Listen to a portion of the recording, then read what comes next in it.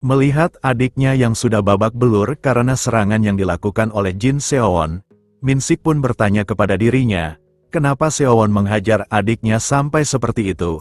Dan kakek yang ada di dekatnya pun lalu menghampiri dan berkata, kalau adiknya lah yang memulai berbuat masalah, serta sikapnya kepada orang tua sangatlah tidak sopan. Setelah berkata kalau seorang pelajar seharusnya sudah tahu, kalau merokok di tempat umum bisa terkena masalah berat, sambil tertawa Seowon berkata, jika Min-sik adalah kakak dari pelajar yang ia tendang itu, seharusnya Min-sik mengajari adiknya tersebut dengan benar. Meski dirinya mungkin terlalu kasar karena ia menendangnya terlalu kuat, tapi melihat kakek-kakek akan ditindas oleh adiknya itu, Seowon berkata, kalau dia tidak punya pilihan selain menyerangnya. Pada saat Seowon akan melanjutkan perkataannya, tak diduga Min-sik langsung melayangkan tinjuannya, tapi dengan santai, Seowon bisa menghindari serangan tersebut, dan dengan teknik yang baru saja ia kuasai dengan teknik Void Spear Direct Strike Fist, tinjuan yang mengenai perut dari Min-sik itu pun membuatnya terhempas jauh, sehingga Min-sik pun mengeluarkan darah dari mulutnya itu. Pada saat Seowon sedikit khawatir karena ketika melayangkan tinjuannya tidak bisa mengendalikan kekuatannya itu, tak diduga Min-sik yang terlihat marah pun mengeluarkan pisau lipatnya yang ia sembunyikan di balik seragam sekolahnya. Dan setelah berkata kalau dia akan membunuh Seowon di tempat tersebut, tanpa aba-aba, dia langsung mengayunkan pisaunya itu yang bertujuan untuk melukai musuh di depannya. Seowon yang mendapatkan serangan tersebut pun dengan mudah bisa menghindari serangan itu, serta di waktu ia terus menghindari serangan yang dilakukan oleh Min-sik tersebut, Seowon pun menyadari, kalau dia semakin menghadapi Min-sik, Seowon jadi semakin bisa merasakan, kalau melawan orang-orang seperti yang ia hadapi sekarang benar-benar mudah untuk dirinya kalahkan. Setelah beberapa saat terus menghindari serangan yang dilancarkan oleh Min-sik tersebut, pada saat ada kesempatan untuk menyerang balik, Seowon sambil memutarkan badannya sambil melancarkan tendangan kaki yang menargetkan kaki dari lawannya itu. Seowon pun berhasil menjatuhkan musuhnya tersebut, dan dengan mencoba untuk mengendalikan kekuatannya pada saat akan melancarkan teknik tinjuannya, jika dirinya tidak bisa mengendalikan kekuatannya itu, Seowon berkata kalau itu akan merepotkannya, dan dengan ia yang mengatur kekuatannya hanya setengah saja, dengan teknik Ten Thousand Palms-nya itu, Seowon pun berhasil menghempaskan Min-sik ke sebuah pohon besar di belakangnya itu. Dengan apa yang dilakukan oleh Somun, hal itu pun menimbulkan perhatian kepada orang-orang yang sedang menonton perkelahian mereka, sehingga beberapa dari mereka pun mulai merekam dan memfoto kejadian di depan mereka. Yang hal tersebut membuat Seowon merasa panik, karena ia tidak sadar, kalau dia sudah memperlihatkan kemampuan yang ia dapatkan di dunia game yang telah ia mainkan itu. Seowon yang berdalih kalau orang yang ia hajar adalah seorang stuntman, sehingga terlihat dramatis ketika terkena serangannya, setelah berkata kepada mereka untuk jangan melakukan hal yang sama dan menyuruh mereka menjadi pelajar yang taat terhadap peraturan. Dengan tergesa-gesa, Seowon lalu lari meninggalkan tempat tersebut untuk menghindari perhatian para penduduk di sekitar tempat itu. Dan sementara di sisi rekan-rekan pelajar yang dihajar oleh Seowon, mereka mencoba menolong rekan-rekannya yang tergeletak tak sadarkan diri.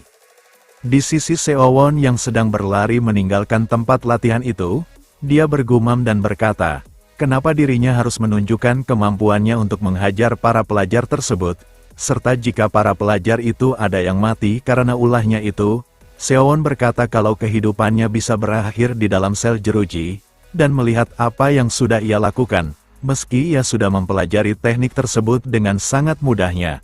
Tapi soal untuk menguasai teknik tersebut, Seowon berkata kalau dia harus mengasah lebih dalam lagi, agar ia bisa menggunakannya dengan sangat baik tak seperti yang sudah ia lakukan barusan. 1 bulan pun sudah berlalu.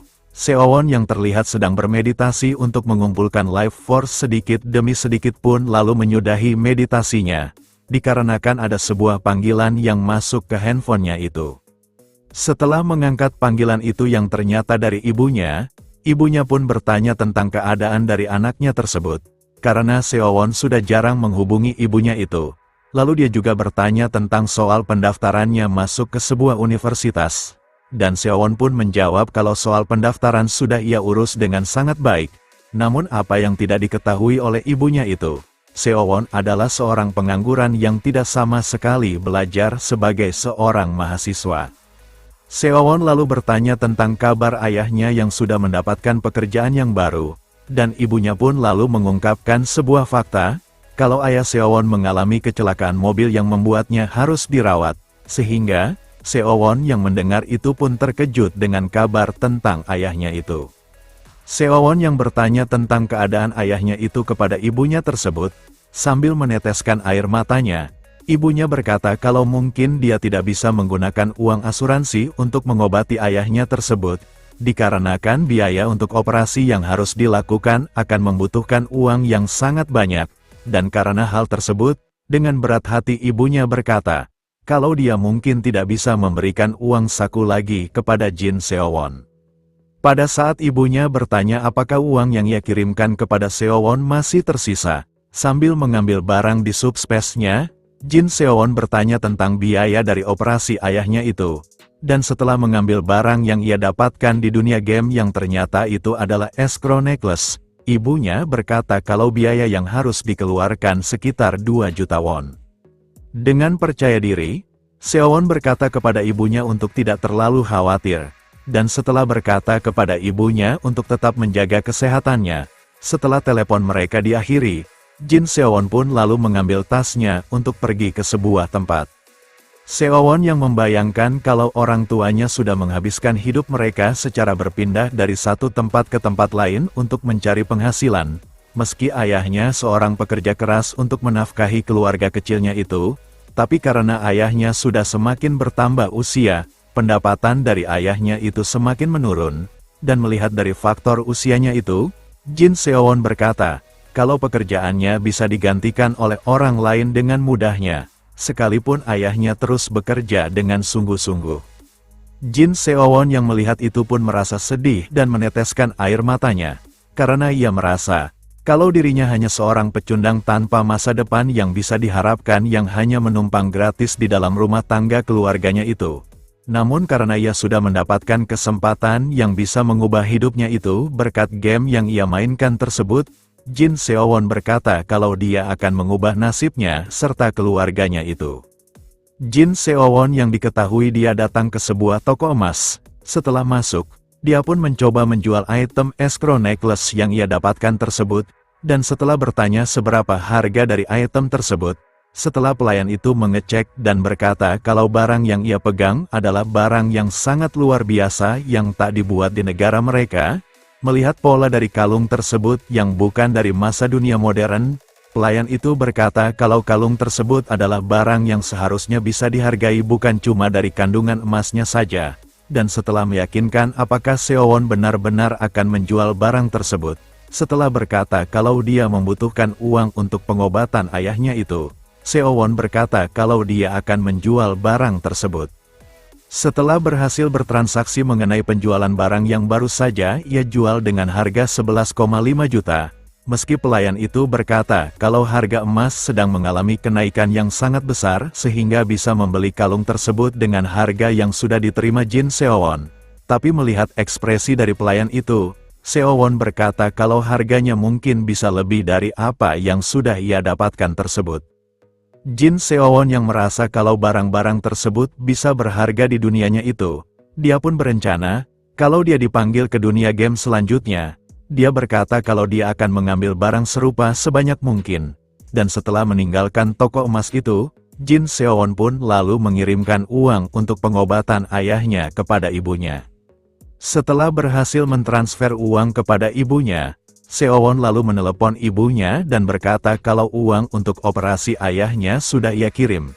Tapi ibunya yang merasa kalau uang pengobatan suaminya itu terlalu banyak, Jin Seo-won yang mendapatkan uang tersebut dengan sangat cepatnya. Ibunya pun bertanya, apakah Seo-won mendapatkan uang tersebut berkat pinjaman dari seorang rentenir? Tapi Seo-won berdalih kalau dia tidak akan bisa meminjam uang tersebut, dikarenakan ia masihlah seorang pengangguran yang tidak mempunyai pekerjaan tetap dan berdalih, bahwa uang tersebut ia dapatkan dari kerja part-time dan uang yang ia simpan saat pendidikan militernya. Setelah obrolan mereka berakhir dengan Seo-won yang berkata kalau dia akan segera datang ke rumah sakit, tempat ayahnya dirawat, Jin Seowon yang terlihat menaiki sebuah bus kota untuk pergi ke sebuah tempat pun mendengar obrolan dari beberapa pelajar di sebelahnya yang mengatakan, apakah video yang mereka saksikan itu adalah sebuah editan semata. Karena melihat dari video yang tersebar di jejaring sosial, orang yang ada di video tersebut, setelah mengucapkan skill fire, pria itu bisa menciptakan api yang begitu besar dari tangan kanannya. Jin Seowon yang berada di sisi para pelajar tersebut yang melihat video itu berkata dalam hatinya, kalau mereka orang-orang yang baru melihat kejadian tersebut tidak akan tahu, apa yang sebenarnya dilakukan oleh orang yang ada di dalam video itu. Tapi dengan apa yang sudah ia alami setelah pergi ke dunia game di beberapa waktu sebelumnya, Jin Seowon meyakini, kalau orang tersebut telah menggunakan skill yang ia dapatkan dari Cloud Survival yang ia mainkan sebelumnya. Jin Seowon yang akhirnya sadar, kalau di dunianya tidak hanya dia yang mengikuti Cloud Survival, pada saat para pelajar itu merasa aneh dengan menghilangnya video tersebut dengan secara cepat, seperti ada pihak berwenang sengaja menghapus video tersebut. Di sisi Jin Seowon, dengan kejadian tersebut, dia tidak bisa memprediksi pengaruh apa yang akan ia terima, jika ada orang lain yang juga mendapatkan kekuatan super seperti itu. Di tempat lain yang belum diketahui, terlihat seseorang sedang berbicara dengan seseorang di telepon, dan orang yang ada di telepon yang menyuruhnya untuk bekerja dengan baik, agar tidak ada video mengenai para player yang mendapatkan kekuatan menunjukkan kekuatan mereka ke orang-orang banyak. Pria tersebut berkata, kalau dia akan memperbaiki kesalahannya itu dan akan mengurus akses internet untuk menghilangkan jejak para player tersebut, dan setelah meminta maaf dan berkata akan mengurus semua kejadian yang sudah terjadi, dia pun akhirnya mengakhiri panggilan tersebut yang entah tahu dari siapa.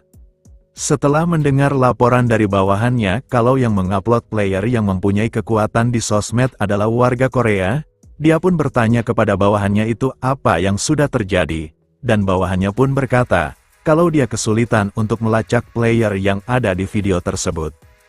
Pada saat ia akan meneruskan perkataannya, orang tersebut yang mengambil sebuah asbak yang ada di depannya pun langsung melemparkan asbak tersebut ke arah bawahannya itu, sehingga bawahannya yang terkena lemparan asbak itu di kepalanya, dia pun tersungkur dan mendapatkan luka yang cukup serius di kepalanya itu.